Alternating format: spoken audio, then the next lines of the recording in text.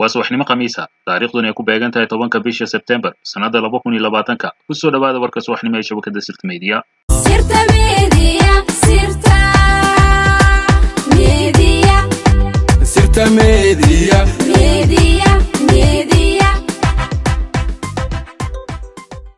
sidii aan wararkeen hore idinkugu soo gudbinay madaxweynayaasha dowlad goboleedyada Galmudug Hirshabelle iyo Koonfur Galbeed oo shir wada tashi ku lahaa magaalada Baydhabo bishan September 8 ilaa 9 ayaa shalay soo gaaray magaalada caasimadda ah ee Muqdisho imaatinka saddexda madaxweyne ee Galmudug Hirshabelle iyo Koonfur Galbeed ayaa dhameystiraya inuu qabsoomo shirka lagaga arinsanayo arrimaha doorashada in uu ka furmo magaalada Muqdisho maanta oo ay ku beegan tahay 10 bisha September shirkaasi oo ay ka soo wada qayb galayaan dhammaan dowladda federaalka iyo dowlad goboleedyada xubnaha ka ah madaxweynayaasha Puntland iyo Jubbaland ayaa iyagu hore ugu sugnaa magaalada caasimadda ah ee Muqdisho oo ay wada hadallo kula yeesheen madaxweyne Farmaajo aqalka sare iyo qaar ka mid ah ururada mucaaradka iyaga oo hore shir wada tashi oo hordhaca ugu yeeshay magaalada Garowe intii aysan imaanin magaalada Muqdisho waxaa la filayaa in shirkan Muqdisho ay la soo gudboonaadaan caqabado badan iyadoo hadda ay muuqatay in laba garab loo kala jabay dowladda federaalka Soomaaliya Galmudug Hirshabelle iyo Koonfur Galbeed oo dhinaca iyo Puntland iyo Jubbaland oo ayagana dhinac kale ah hase yeeshee waxaa suurtagal ah in kadib gorfeen iyo isu tanaasul in la isla garta hanaanka doorashada 2020-2021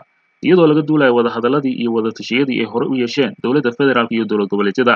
in la isku afgaran waayo shirka Muqdisho oo shir kale loo balamo iyo haddii markaas is afgarad aan lagu gaarin magaalada Muqdisho in Puntland iyo Jubbaland ay dhammaanba ka baxaan shirka iyo wax heshiis damba waxa aad indhaha ay ugu hayaan dadweynaha Soomaaliyeed iyo beesha caalamka shirka Muqdisho iyo dadka hoggaanka u haya siyaasadda Soomaaliya oo uu hormuud ka yahay madaxweyne Farmaajo siday u maareeyaan isfaham darada ku aadan heshiis wada ogol ah oo laga gaaray qaabka doorashada 2020-2021 dhanka kale warar lagu kalsoon yahay oo aan ka helnay xafiiska ra'iisul wasaaraha ayaa sheegaya in Cabdirasaaq Caate mar kale loo magacaabay xogayaha joogtada ah ee xafiiska ra'iisul wasaaraha kadib markii bishii hore looga qaaday xilkaasi ku tagrifal awoodeed uu sameeyay sidoo kale waxaa la sheegayaa in ilaa 3 la taliye sare oo ka tirsanaa xafiiska ra'iisul wasaaraha la bedelay loona wareejiyay wasaarado waxaa ku jira raggaas Yaxya Cali Hareeri Cabdirasaaq Caate oo ku heeba madaxweyne Farmaajo ayaa ahaa nin awood badan ku lahaa madaxtooyada isagoo ka soo noqday agaasimo ku-xigeen iyo kaaliyaha Fahad Yaasiin xilligii uu ahaa agaasimaha madaxtooyada fila Soomaaliya dhanka kale madaxweynaha dowlad goboleedka Hirshabelle Maxamed Cabdi Waare ayaa weerar afka ku qaaday madaxweynayaasha Puntland iyo Jubbaland xilli uu hadal ka jeedinayay magaalada Baydhabo ee gobolka Baay inta aysan ka soo bixin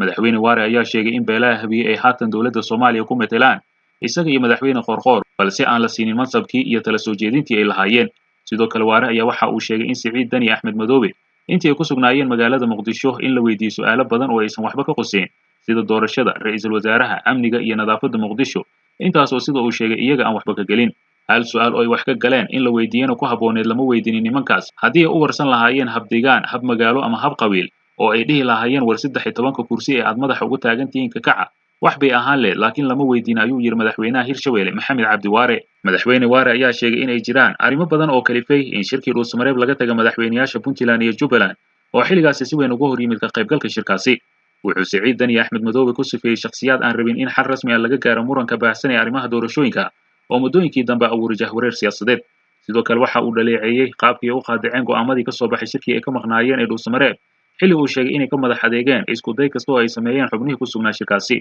waxa uu sheegay intii ay ku sugnaayeen Dhuusamareeb in ay geed dheer iyo mid gaabanba u fuuleen in ay gogashaasi keenaan labada madaxweyne ee Puntland iyo Jubbaland balse ay u suurtagali weysay intaasi kadibna ay qaateen go'aankii lagu soo saaray warmurtiyeedka saaxiibadeeda markii ay yimaadeen iyagoo intaasi dhacday nama dhihin dhibkaasaan ugu dhacay oo waxaasa naga haleysnaa laakiin kama aanan sugaynin awalba meelaha ayay iska taagnaayeen anagaa tii hore geynay haddana ka maqneen ayuu yiri madaxweyne Waare dhanka kale faahfaahinno dheeraada ayaa waxaa laga helayaa kulan dhexmari madaxweynaha Soomaaliya iyo wafdi ka socday dowladda Mareykanka oo shalay ka dhacay gudaha garoonka Aadan Cadde ee magaalada Muqdisho kulanka oo ahaa mid albaabadu u xiran yihiin ayaa waxaa madaxweynaha ku weheliyay la taliyihiisa arrimaha doorashooyinka iyo amniga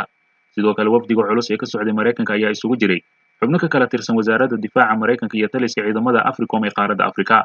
warar xog ogaal ah ayaa sheegaya in wafdiga Mareykanka ay madaxweyne Farmaajo kala hadleen arrimaha doorashooyinka iyo magacaabid la'aanta ra'iisul wasaaraha taas oo saameyn ku yeelatay arrimaha ciidamada markii ay xoogeysteen falalka magacaabida iyo shaqo ka saarista saraakiil muhiim ahaa kalsoonida Mareykanka ku qabay dib u dhiska ciidanka ayaa dib u soo laabatay markii howlaha ciidanka uu la wareegay ra'iisul wasaarihii hore Xasan Cali Kheyre waxaana muddo 45 maalmood gudahooda dhacay falal gaaray inuu Mareykanka qayladhaan ka soo saaray arrintan markii ay faragelin ku sameeyeen mas'uuliyiin adeegsanaya awoodda madaxweyne Farmaajo ila wareejin lagu kalsoonaan kara ayaa sidoo kale sheegaya in kulankan diiradda lagu saaray sidii dib u habeyn loogu sameyn lahaa taageerada Soomaaliya ee Mareykanka dowladda Mareykanka ayaa ka mid ah dowladaha caawiya dowladda federaalka ah ee Soomaaliya waxaana sidoo kale ay fulisaa howlgalo ka dhanaa dagaalyahanada kooxda Al-Shabaab dhanka kale dowladda federaalka ayaa si dadban uga jawaabtay qoraal ka soo baxay dowladda Mareykanka kaasoo ku saabsanaa dib u haweyn lagu sameeyo waaxda amniga Soomaaliya. qoraal ka soo baxay safaaradda Mareykanka ayaa lagu yiri safaaradda Mareykanka ee Soomaaliya waxay taageeraysaa dib u haweyn lagu sameeyo waaxda amniga taasoo mustaqbal ifaya u hogaamin doonta Soomaaliya iyo dhammaan Soomaalida.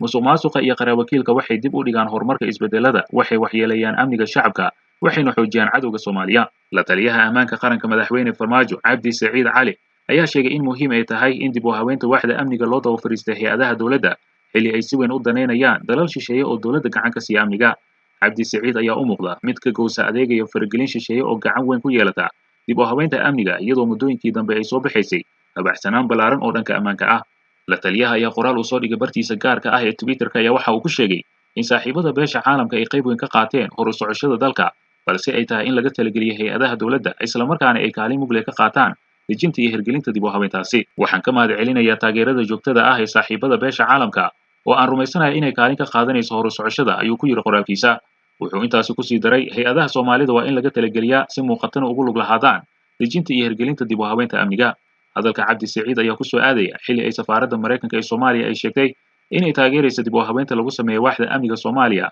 taasoo ay ku sheegtay in mustaqbal ifaya u hogaamin doonto Soomaaliya iyo bulshada Soomaaliyeed. Cabdi Saciid marnaba ma soo hadal qaadin arrinta musuqmaasuqa iyo qaraabakiilka ay ka dhawaajisay safaaradda Mareykanka oo ay sheegtay inay dhaawac weyn u geysanayaan horumarka iyo isbedelada Soomaaliya. ilo wareejin lagu kalsoon yahay ayaa shabakadda sirta media u sheegay in qoraalka Mareykanka uu la xiriiro shaqo ka joojin uu taliyaha ciidamada xoogga dalka General Odawa Yusuf Raagi uu ku sameeyay taliyaha ciidamada danab ee Soomaaliya Gaashaanle Ismaaciil Cabdimaalik taasoo uu Mareykanka ka xumaaday. macadda sababta shaqada looga joojiyay taliya Ismaaciil hase yeeshee dhabaanaha taliyaha xoogga dalka ayaa sameeyay isbedelo u muuqda in meesha looga saarayo dhalinyarada joogta hoggaanka ciidamada xoogga dalka ee aan la isku hubin xilli lagu jiro marxalad kala guura. Gaashaanle Ismaaciil ayaa sidoo kale lagu tiriyaa inuu si aad ah ugu dhawaaray ra'iisul wasaare Xasan Cali Khayre kaasoo isku beel yihiin inkastoo la sheegay in taliyaha uusan wax qabyaalad iyo xulufeysi shaqo ku lahayn oo uu shaqadiisa ku eg yahay. Mareykanka ayaa la rumaysan yahay inuu ka xumaaday shaqo ka joojinta Gaashaanle Ismaaciil oo dalka Mareykanka wax ku soo bartay sidoo kalena shaqo wanaagsan ka qabtay hoggaanka ciidamada danab.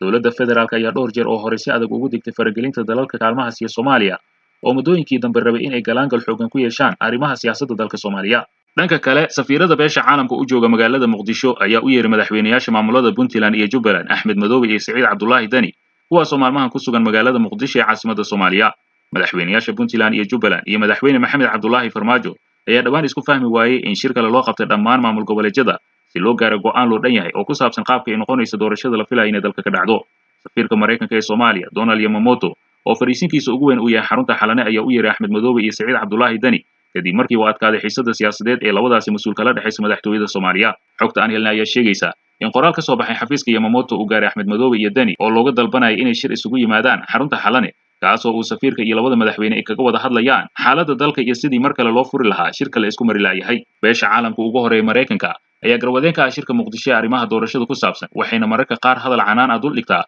dhinacyada u aragtay inay caqabad ku yihiin geedi socodka siyaasadeed ee dalka Soomaaliya. intaasi waxay ahaayeen wararkii ugu dambeeyay ee ilaa iyo haatan ina soo gaaray. wixii warar dheeraad ah oo soo kordhana waxaa si rasmi ah uga heli kartaa shabakadda sirta media. adigoo wareerin warar sugan oo xaqiiqa waxaad ka helaysaan waa sirta media.